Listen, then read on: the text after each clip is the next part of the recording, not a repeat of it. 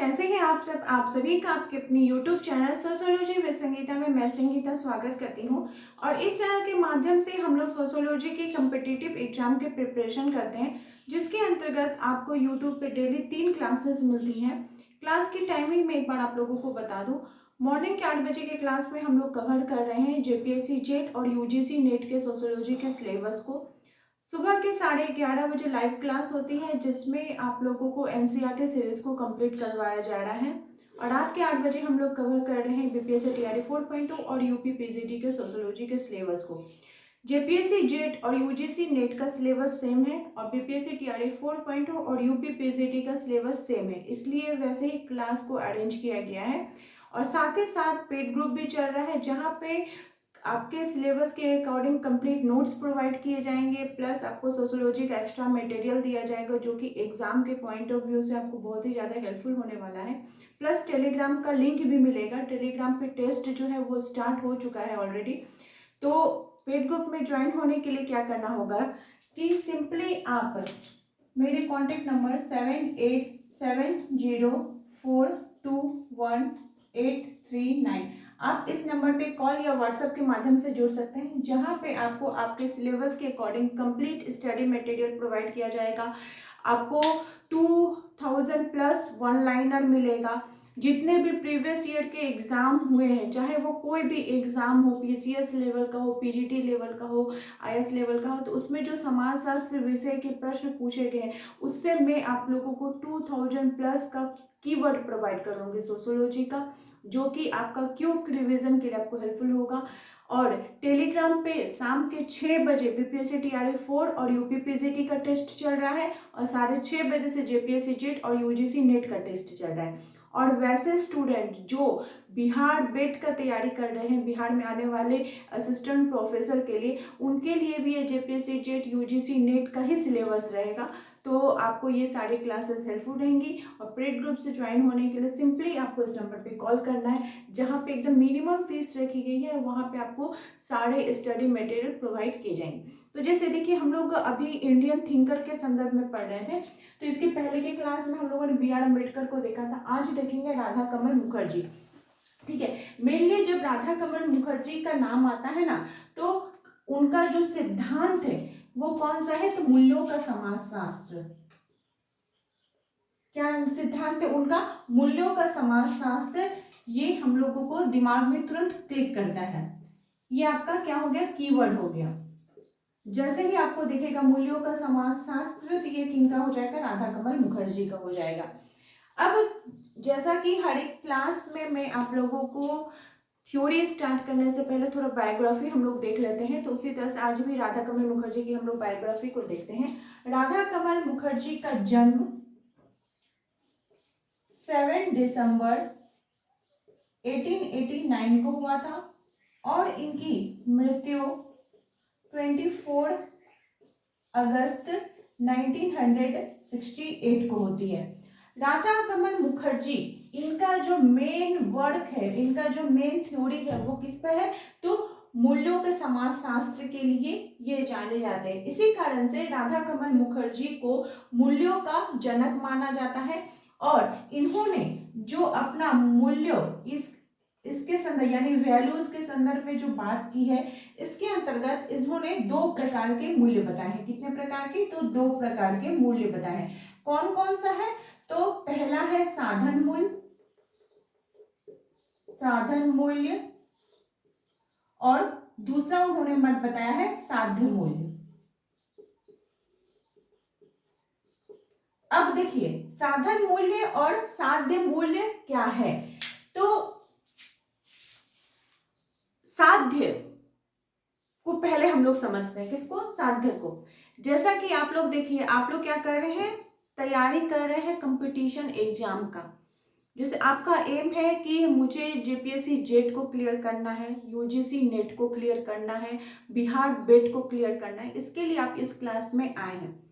इसके लिए आपको पढ़ना है। क्यों, ताकि आप इसको क्लियर करके जो आने वाला असिस्टेंट प्रोफेसर का वैकेंसी है उसको आप भर सके, उसके लिए आप एलिजिबल हो। यही तो हमारा एम है।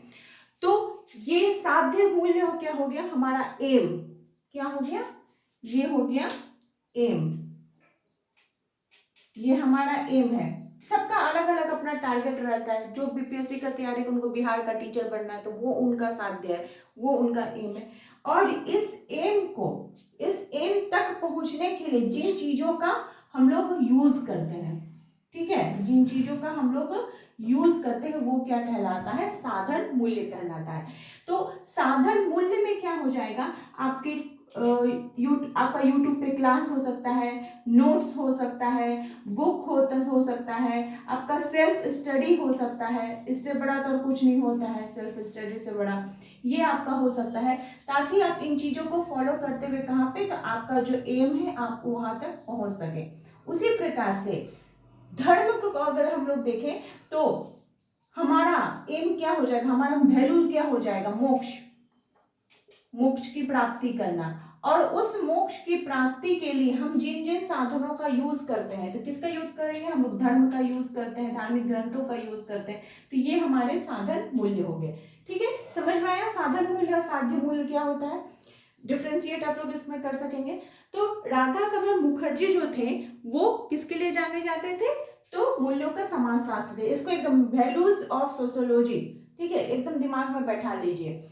राधा कमल मुखर्जी ने जो संपूर्ण सामाजिक संगठन है उसका व्यवस्था का जो आधार है वो किसको माना है उन्होंने, तो मूल्यों को माना है। ठीक है, किसको माना है, मूल्यों को मानते हैं कि व्यक्ति और समाज क्या है, एक दूसरे से कोरिलेटेड है, वो एक दूसरे से संबंधित है। एक के बिना एक का अस्तित्व की गणना नहीं की जा सकती, हम उसके संकल्पना सोच ही नहीं सकते हैं, और ये एक दूसरे से जुड़े हुए। कौन बात करते हैं, तो राधा कमल मुखर्जी करते हैं। इसके लिए उन्होंने बोला कि हमें एक ऐसा सिद्धांत बनाना चाहिए जो सभी जगह पे बैठ जाए, मतलब सभी जगह पे वो सुटेबल हो, इस प्रकार का हमें सिद्धांत बनाना चाहिए। ये किनका कहना था, तो राधा कमल मुखर्जी का कहना था।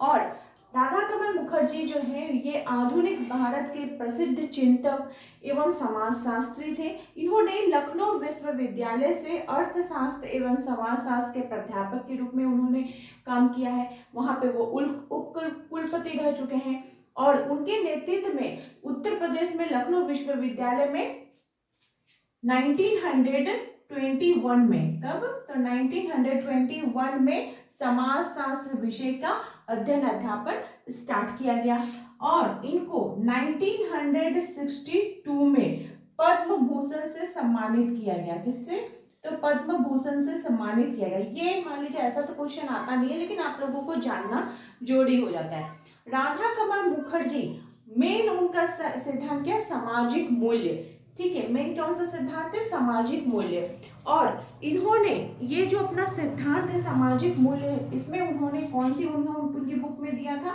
तो इंपॉर्टेंट है, लिख लीजिए। इनकी पुस्तक का नाम था the social structures of values.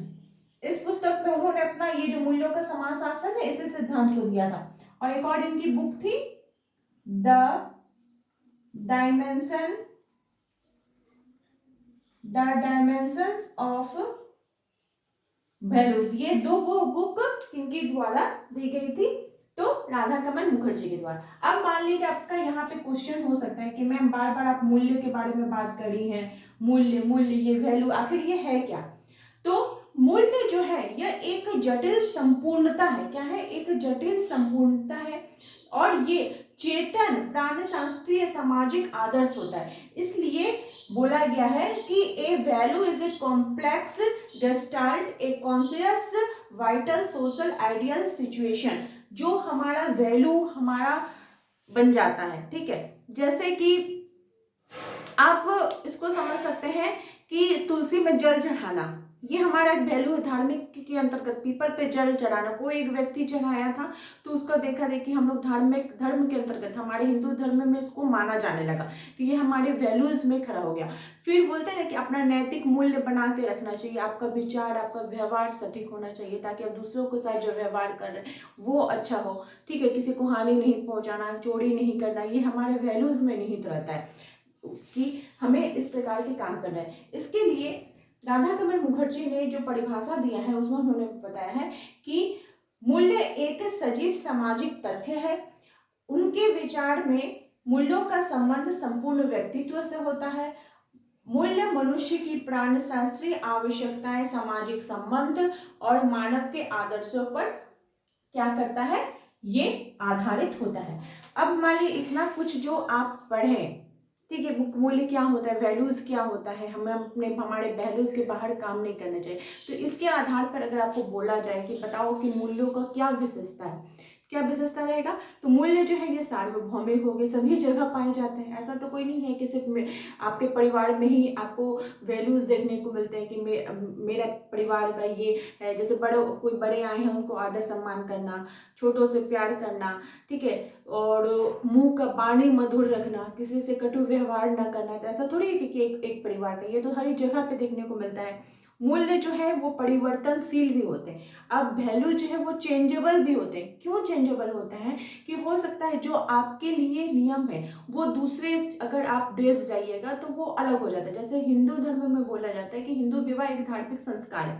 यहाँ पे विवाह को एक धार्मिक संस्कार, धार्मिक वैल्यूज के साथ उसको जोड़ के देखा जाता है। और यहाँ पे अगर तलाक की बात की जाए तो ये बहुत ही निंदनीय बात होती है। लेकिन वही आप विदेश चल जाइएगा तो वहाँ पे डिवोर्स कोई वैसा कोई फैक्टर ही नहीं है। वहाँ पे अगर नहीं किसी का आपस में विचार मिलता है तो वो लोग डिवोर्स दे भी सकते हैं, ठीक है। तो वो एक प्रकार का कॉन्ट्रैक्ट टाइप का उनका विवाह रहता है। मूल्य जो है वो सामाजिक व्यवहार एकरूपता प्रदर्शित करता है। मतलब क्या हो गया कि आपके जो वैल्यूज है, बोलते हैं ना कि मनुष्य का जो व्यवहार है उसके मूल्यों को दर्शाता है, ठीक है। आपका जैसा मूल्य रहेगा, आपके परिवार में आपको जैसे शिक्षा दी जाएगी, आपका आस पड़ोस का वातावरण जैसा रहेगा, वैसे ही आपके वैल्यूज भी आपके अंतर्गत आएंगे। आप भी उसी प्रकार से आप उसको कीजिएगा। जैसे आप लोगों को याद होगा कि क्लास 6 एनसीईआरटी का क्लास 6 या 7 का बुक में एक स्टोरी था कि एक पक्षी थी, उसका 2 बच्चा होता है, एक चिड़िया का 2 बच्चा होता है। तो एक दिन बहुत बड़ा एक आंधी तूफान आता है जिसके कारण वो दोनों चिड़िया का बच्चा जो है वो 2 जगह जाके गिर जाता है। एक चिड़िया का बच्चा गिरता है एक साधु महात्मा के कुटिया में, और एक चिड़िया का बच्चा जाके गिरता है एक डाकू के कुटिया में। तो साधु महात्मा जो है उसको सिखा, मतलब बार बार वहाँ पे वो सुनता है कि आओ बैठो, इसका सत्कार करो, इसको कुछ भोजन दो। ये चीज वो सीखता है, ठीक है, कि किसी को कोई अतिथि आए तो सत्कार करने के लिए। और जो चिड़िया का बच्चा डाकू के गुफा के बाहर गिरा था, वहां पे वो बार बार क्या सीखता है कि अरे आया है, इसको लूट लो, इसका धन को लूट लो, ठीक है, इसको छोड़ो मत, इसको जाने मत दो। तो फिर जब उस देश का राजा वहां से होकर गुजरता है तो वो जब गुफा के पास जाता है तो वो चिड़िया उसको देख के वही चिल्लाने लगता है कि अरे आया है, इसको लूट लो, इसको जाने मत दो। तो वो तो किसी तरह से वहां से भाग जाता है। लेकिन जब फिर वो संत के पास, उसको महाराज के कुटिया के पास जाता है तो वो चिड़िया क्या बोलता है कि आइए पधारिए, भोजन करिए। तो मतलब क्या हुआ कि ये आपका सोसाइटी ही आपको सिखाता है। ये मैं एक कहानी के तौर पे आपको बताने का कोशिश करी। तो राधा कमल मुखर्जी के अनुसार जो भी मूल्य होते हैं वो एक स्तर तक नहीं होते, बल्कि ये क्या होते हैं, एक स्तर से दूसरे स्तर तक हमको देखने को मिलते हैं। और इस संस्करण का जो संबंध है वो मूल्यों के आयामों से होता है, जिसके लिए उन्होंने जो सामाजिक मूल्य है उसके कितने आयाम बताए हैं, तो 3 आयाम बताए। कितने आयाम बताए हैं, 3 आयाम। आपको क्वेश्चन पूछ सकता है कि राधा कमल मुखर्जी ने जो अपना सामाजिक मूल्य का सिद्धांत दिया था, इसके अंतर्गत उन्होंने इसके कितने आयाम बताए हैं। तो कितने आयाम बताए हैं, 3 आयाम बताए। कौन कौन सा है, पहला है जैविक आयाम,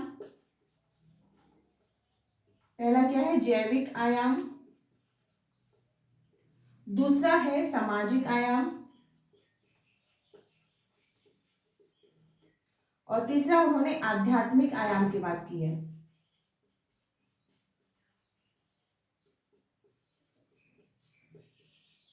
तीसरा क्या, आध्यात्मिक आयाम के। जैविक आयाम मतलब बायोलॉजिकल डायमेंशन, सामाजिक आयाम मैंने सोशल डायमेंशन, और आध्यात्मिक आयाम का मतलब हो गया स्पिरिचुअल डायमेंशन। और इनके द्वारा बोला गया है कि जो भी ये जैविक आयाम जो है ये किससे रिलेटेड है, तो ये हमारे स्वास्थ्य, हमारे जीवन निर्वाह, हमारे कुशलता, हमारी सुरक्षा से संबंधित है। सामाजिक आयाम जो है ये धन, संपत्ति, पद, न्याय आदि से इससे रिलेटेड रहता है। और आध्यात्मिक आयाम हमारे धर्म से, सत्य, सुंदरता, सुसंगति और ये सभी चीजें से रहता है। तो हम लोगों ने क्या देखा कि सामाजिक मूल्य, हम लोग यही पढ़ रहे हैं ना,